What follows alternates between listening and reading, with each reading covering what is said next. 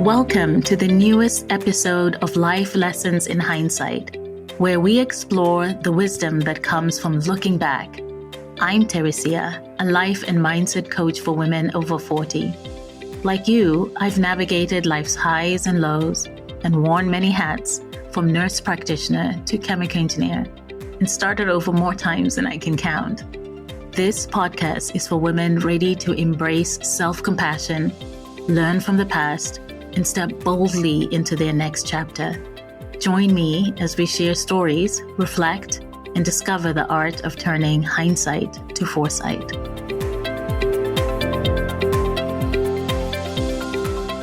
We are born with this natural instinct to seek growth. We want emotional growth. We want to expand. We want to experience things. And if you don't believe me, just take a look at little kids. Most of them are on this constant adventure. They're curious, they're sometimes fearless, but they're always seeking to do stuff and to learn. I think deep inside, this is our default. This is when we're at our best. But what happens to little kids? We tell them no, don't do that, don't go there, and stop. Look, obviously it's not all bad. Of course, parents and caregivers offer guardrails and give guidance, and we need that.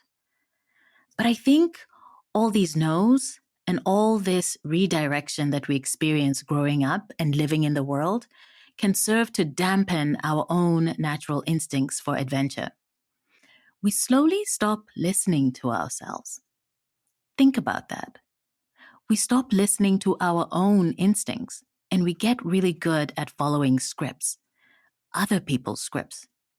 When we do this, this is what happens next. We conform to the status quo. We do what's acceptable. We lose our own sense of trial and error and exploration, and replace that instead with caution, rules, being practical, and following the tried and true. And I think what's worse is that we stop checking in with ourselves. We don't even ask this basic question. Is this, whatever thing you're doing or pursuing, whatever life you've created for yourself, is this what I want? When we ignore our instincts long enough, when we don't question what we're doing and make sure that it's aligned with what we want, when we do for others year after year after year and ignore our own needs, when we do all these things, it's a recipe for disaster. And this is where I meet most of my clients for the first time, when they feel lost, confused, and they don't understand why they are so unhappy and frustrated. Many of them know that they have created a life that they don't really want, or that there are critical aspects of their life that are not quite working for them. And all of them have no idea how to undo that and what to do next. So I start at the beginning, and we talk about two guiding principles that I think we should all live by. Number one, know what you want. Yeah, I know. You're probably expecting something deep and earth-shattering, but honestly, it's that simple. What do you want? What makes you feel excited about your own life? Do you know? You would be surprised at the number of women who struggle to answer this very basic question. I think it has a lot to do with what I talked about earlier. We used to know when we were younger because we lived in adventure. When you are curious, you experience life. You literally expose yourself to experience. And when you're living and experiencing life, you learn a thing or two about what you like and what you dislike. You get to know who you are, what you want, and perhaps even what you need. It's like this discovery process. Okay, I know what you're thinking. You're probably thinking, yeah, that's cute, Teresia. I can't drop everything and go and start discovering. I know. I got you. You can start discovering right where you are, right now. Start by paying attention to what you're feeling as you live. Start by getting to know this version of you.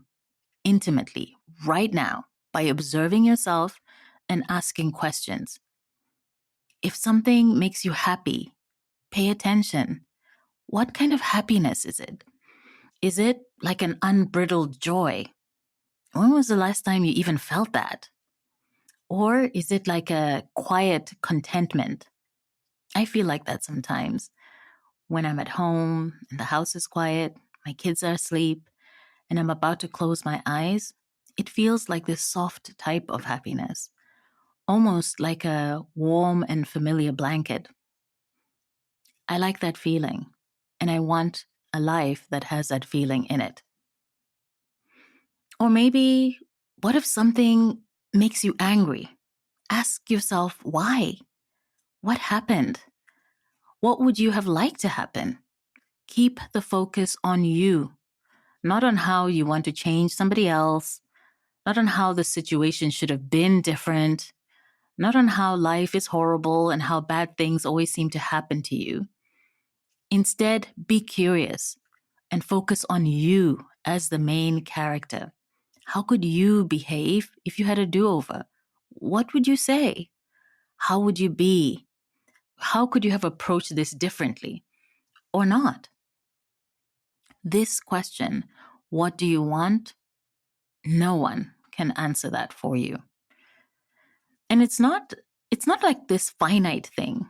I know for sure what I wanted at 20 isn't what I want at 47, which is exactly why we need to constantly keep engaging with that question. We need to pay attention to ourselves, to our reactions as we live, and our desires. We need to constantly ask ourselves questions. We just need to be curious about ourselves. So be curious about you. Get connected to your true self. Keep this constant connection to you and use the information you learn as a guide. Get connected to your true self. Keep this constant connection to you and use all the information you learn as a guide. Understand how you are, how you behave, what you do, how you show up. When you place this laser focus on your experience in the life that you're currently living right now, you'll inevitably see patterns. And when you become familiar with your own patterns, you get closer to being able to figure out your own next steps. Okay, number 2. We gotta stop running from discomfort. I don't know how else to put it. There is no escaping pain and negative emotion. I mean, you can try. You can binge on Netflix. You can eat cupcakes. You can drink, have sex, or do drugs. You can do all these creative avoidance stuff that we like to do. But your problems are still going to be there, looking at you, just waiting to be dealt with. I think that behind every negative emotion and negative experience is an opportunity to change. It's an opportunity to grow. It's an opportunity for adventure, if we allow it. And that is a good thing. But we are so afraid of change that we'd rather hang on to the thing we know, no matter how bad it is for us. We wait and avoid until we eventually pay a price. Only then are we forced into change when we can no longer tolerate our situation. Why do we do this? It's like we only do change as a response to feeling extreme discomfort. And that extreme discomfort and pain, that situation, well, that was created by us ignoring the lighter version of the problem to begin with. When things happen that we don't like, we get stuck on thoughts like, why is this happening to me? And I don't want to feel like this anymore. Or better yet, we just act like it's not happening. We pretend and convince ourselves that it's not there. All these thoughts and behaviors make us miss the entire plot. And the plot is that change is about the only sure thing. We've been changing since we were born. We're built to grow and adapt. And negative emotions, Well, I think that's our signal to pay attention and to adapt if necessary. So we need to learn to change preemptively, meaning we need to plan for change. We need to seek it out deliberately. We need to stop this mentality of acting like change is forced on us or it just kind of happens and we have zero control over it. I don't think it has to be that way. I don't think we need to be afraid. Here's the thing. If you are regularly asking yourself the question, what do I want? And are also willing to get curious when you feel negative stuff, wow, then life can get really interesting. Because the thing is, if we trace the history of any problem or whatever causes us pain, we would realize that there were telltale signs the entire time. And each time we saw or felt those small signs or signals of the problem, that was an opportunity to intervene and perhaps do something different. So we just need to embrace those negative emotions. And I'm not saying that we need to love them. I mean, that's a big ask. I'm just saying that at the very least, notice them. Notice them when they happen.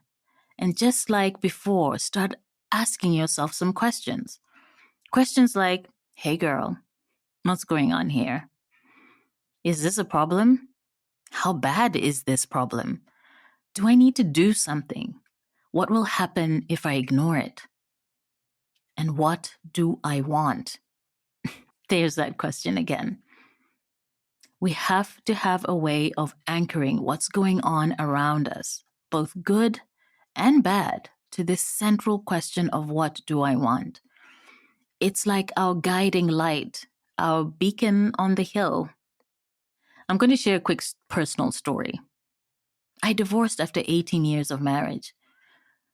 But when I think through those 18 years, there were plenty of signals that we were having problems for at least 8 to 10 of those years. I remember most of the significant ones because I journaled about them. The good thing about journaling is that you have this documentation. You have a record that you can go back to and review, and you can see your own patterns and make connections. For me, those signs came in the form of arguments and fights. And I know that's true for a lot of people. We fought over the same damn stuff all the time. Or it came as an uncomfortable question like, is this who I want around me? When my partner failed to come through when I needed them the most. Another sign, strangely enough, was vacations gone horribly wrong. It happened a lot. We'd go on vacation and then it would spiral, and I wouldn't even understand how the hell we got there. It would be miserable, lots of arguing, anger, and giving each other cold shoulders. Then there were moments of deep sadness and loneliness. Those came more frequent towards the end. Each time my gut would say, this is bad and something is not right. And each time I'd ignore those feelings and opt instead for some BS solution to our problems. Deep inside, deep in my heart, I knew that I was ignoring a truth. I didn't know what that was. And that I also understood that the solutions we were having, those were not enough. I knew that each time we said we solved our problems, we had never even looked or addressed the core issue. At the time, it was easier to ignore and to pretend and simply move on. And when I look back, I have compassion. I can understand my reasons. Life was busy. I had young kids. I was working. I didn't have time. I'm sure so many can relate to that. On the surface, it comes from a place of efficiency. You're just doing your best, so you'll accept any old solution. You have a lot on your plate and you have a lot to deal with. You believe the whole thing, you believe like addressing the whole thing, that would be too much and that would require too much time to figure out. And while you're going through it, it's not like you don't have other stuff that require your attention. But the problem with this strategy is that it ignores uncomfortable problems in critical areas of your life until they become disastrous. Mine did. We eventually reached a breaking point and it ended. Change came whether we liked it or not. And it was rough and overwhelming. And when I think back, I think I could have done much better dealing with it all sooner, with confidence and anchored in the question, what do I want? I'm a better person when I pay attention to what I want and who I want to be. I'm a better mother. I'm a better friend. I'm a better lover. I'm a better daughter and a better sister. Answering the question of what I want is as honest as I can be with myself and others. And I want to be honest with myself and live from that place. I also want to be able to face all my emotions, both good and bad, with courage, because I know that's when I truly thrive. All right, hope this helps. That's all I got today. Until next time, take care. Thank you for joining me on Life Lessons in Hindsight. Your time and attention mean the world to me. If you found today's episode insightful, please consider prescribing and share it with a friend who may need a little inspiration. Don't forget to visit the show notes for more resources and connect with me on Instagram at Coaching with Teresia. Remember, every single thing happens for a reason.